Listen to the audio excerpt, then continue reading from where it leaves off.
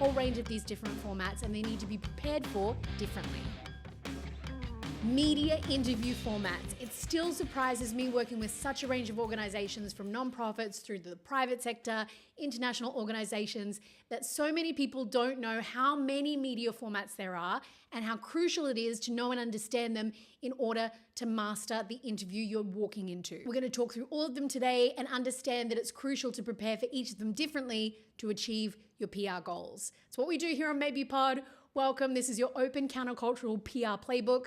My name is Katie Clift, host of Maybe Pod and founder and CEO of international public relations agency Maybe, which is bringing you this podcast today. We drop a new episode every single week and we talk about anything and everything PR. So helping you understand and use public relations effectively. If you ever have a question or a topic pops into your mind that's PR related and you need help, you can also write to us anytime. Call me at maybe.agency, send us your question, we can answer it here in the pod. We would love to do that. But today, understanding media interview formats. Now, it might seem obvious that there would be a range of media interview formats that journalists use, but I'm amazed at how many times I have to explain them in media briefings to different organizations, and I still get follow-up questions every time. It's not entirely obvious to the person untrained in PR that there are a whole range of these different formats and they need to be prepared for differently. What's perhaps more surprising is that there's obvious formats for interviews, print, radio, TV, but there's formats within those formats that people don't know about which really affect how you prepare for, approach,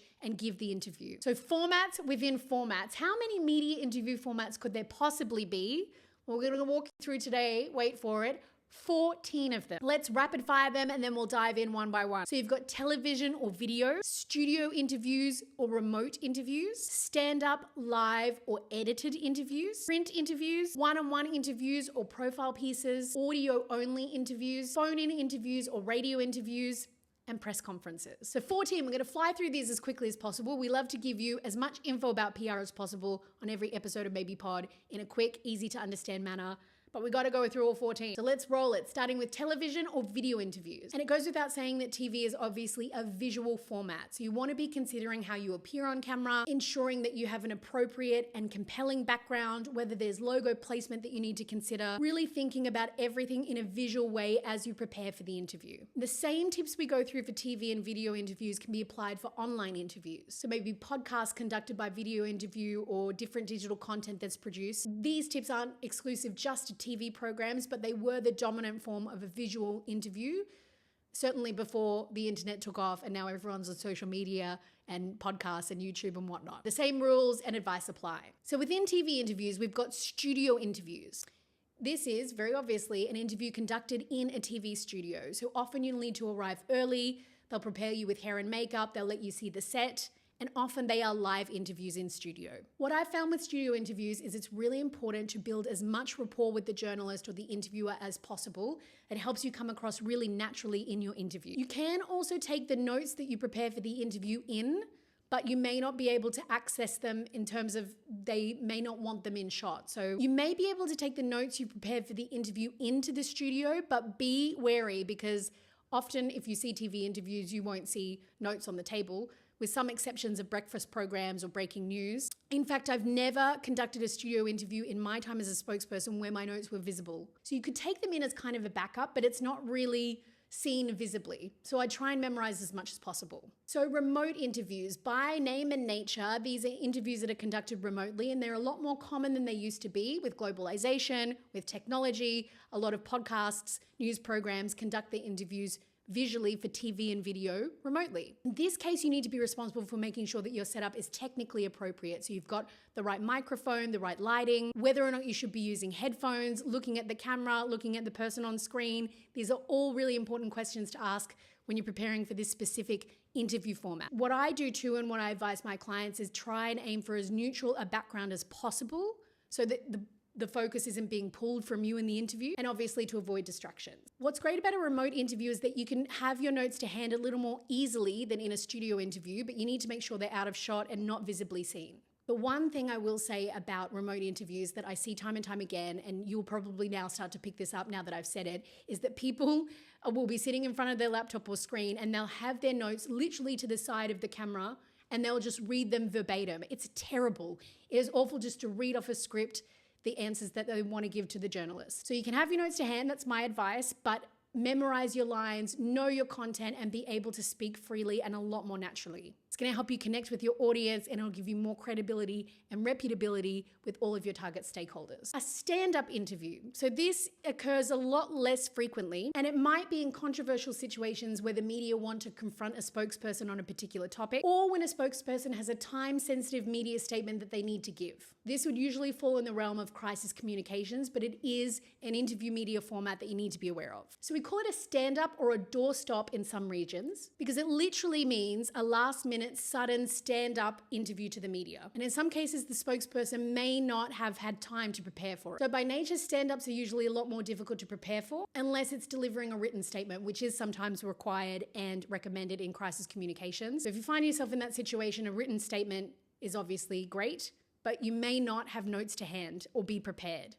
So you need to be prepared for being unprepared for stand-ups. But as I said, they're not too common, especially for nonprofits and international organizations. The other point I'll make here is that there's no harm in declining a doorstop or a stand-up. So if you feel uncomfortable, or you've been advised not to comment, or you just say no comment and move on, that is an option when you're presented with a stand-up opportunity, but just be aware that media might be filming your reaction and have visual footage of you declining the stand-up opportunity. It's just something to be mindful of if you ever find yourself in that situation. Now we move to a live or edited interview. So this is for TV and video, but it also applies to radio. This is again straightforward, but they're very nuanced, and you will prepare very differently for the opportunity if it's a live or an edited interview. Live interviews can be harder. They require more of your resources, energy, and effort. And you've got to make sure your answers are on point, because you cannot take anything back, obviously, in a live interview. You need to be extremely well briefed. You need to have extensive knowledge on the topic that you're speaking about, and have good knowledge of the journalist or the media outlet that you're conducting the interview on. This will help you achieve what you need to do in a live interview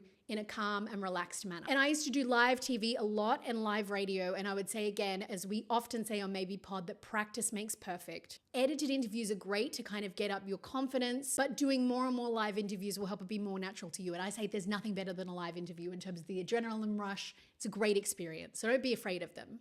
Then we come to edited interviews, and as I said, live interviews can be harder, so spokespeople are more relaxed and I guess find it easier to conduct edited interviews. It means it's not live, it can be cut together after the recording, you can cut things out, splice things in, and it just leaves you room so you can be a bit more relaxed if you want to redo an answer to a question, ask the journalist for more context, or an off-the-record question to a journalist if it's required as well. These can be easier if you're training a spokesperson to get them started in edited interviews. It's a lot better to get them more relaxed, understanding the media interview format before you proceed to a live interview. Because you don't have the pressure to perform live. You can do it a lot more relaxed and really hone the skill of becoming a more natural interviewee. So that's all of our TV and video. Let's move on to print and the one-to-one interview. So print interviews can be conducted by phone, in person, or on video recordings, but the key is that they're interviews designed for the end output being a print article or print publication. Print by nature is a lot more long form, so you would tend to read a lot of feature articles, and you can definitely give a lot more context and information to the journalist than you could in a TV or a radio interview. You've got a lot more space and time to work with. Usually print interviews are conducted one-on-one, so you'll have the spokesperson and a journalist. And because the end product is not visible, you can arm your spokesperson with an army of information, briefing notes, supplementary notes, whatever they need, background or context, history, they can have it all to hand in a print interview.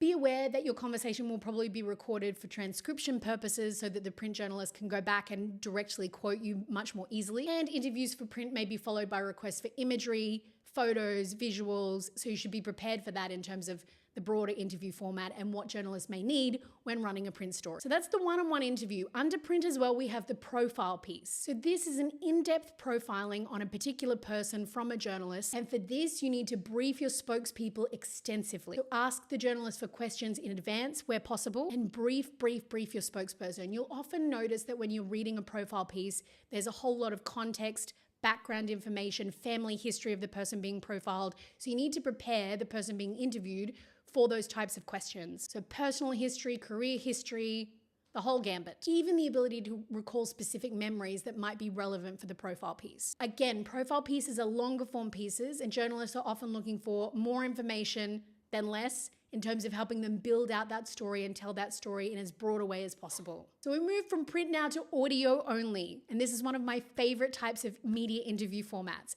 I got my start in radio and I haven't really been able to shake the love of it. So it can either be a phone interview or a pre-scheduled, pre-recorded radio interview. In both cases, audio is a less pressured media interview format. You don't have to focus on making eye contact with the journalist or trying to read their body language while giving your answer and interpreting what they might be asking next, worrying about how you might appear. There's a lot less pressure. You can also, and some people will love this, have your notes literally in front of you because it's not a visible format and they won't be seen. Caution again, don't read from your notes word for word. You need to be as natural sounding as possible, but you can have them to hand and sort of reference and think about different facts, statistics as the journalist is giving the question and helping you bring to life those answers a lot more succinct. Now, as I mentioned, I love radio because I got my start in radio. I used to host a drive show in Brisbane for 5 hours a day. It was a long show, a lot of music in there, but a lot of talking as well. And my experience is that you need to give a lot more color in audio interviews because there's no visual. You want to try and tell the story as best as possible through your voice, not visuals. This is something to be really mindful of because you can't communicate with your body language or your facial expressions. It's all got to be through audio only. And in terms of format, they're either pre-scheduled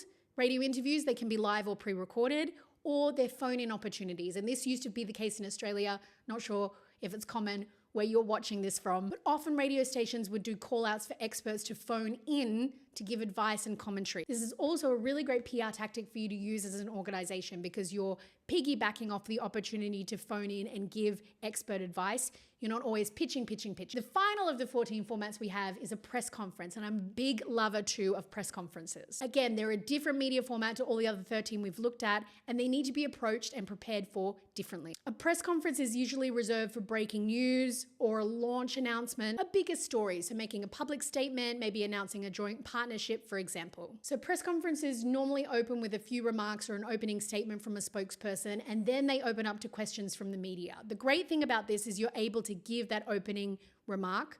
You're able to set the scene before you get into media interview questions. And what you'll find is that all outlets have their microphones, their cameras ready. They're all gathered together to capture all the information from the spokesperson in one moment of time. It's not uncommon to have a podium, so you can have notes when you're at a press conference. In fact, you'll see a lot of times politicians, executives giving written statements in press conferences, and they're not usually streamed live. So you also have the advantage of being able to have them edited and cut together later, and you can redo answers if you need to, if it wasn't articulate the first time.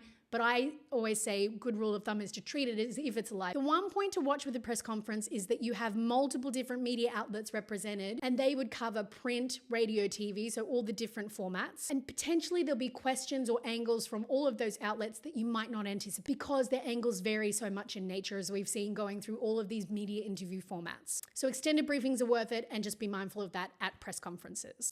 So can't believe we've got through all 14 understanding media interview formats. Can you believe that there are so many? We probably haven't even touched on all of them, but also that they're also varied and different. The way you think about them, the way you prepare yourself as a spokesperson, the way you train others to prepare for these media interview formats are so vastly different. You've got to understand them, and this is how you'll improve your PR strategy, is prepare for them in the best way possible, format by format. If you've got a friend who needs to understand media interview formats, you found this episode useful, please forward it along. That is our total aim here on Maybe Pod, to help you understand and use PR effectively, and we're so glad that you've tuned in. Remember to like, follow, subscribe, and make sure that you tune in every week, wherever you get your podcasts, for more and more Maybe Pod. Next week, we're opening up on a crucial topic, webinars and the power of webinars in your PR strategy, how they help you educate, inform, and engage your target audiences. Can't wait for it. We'll see you same time, same place next week here on Maybe Pod, talking all things webinars.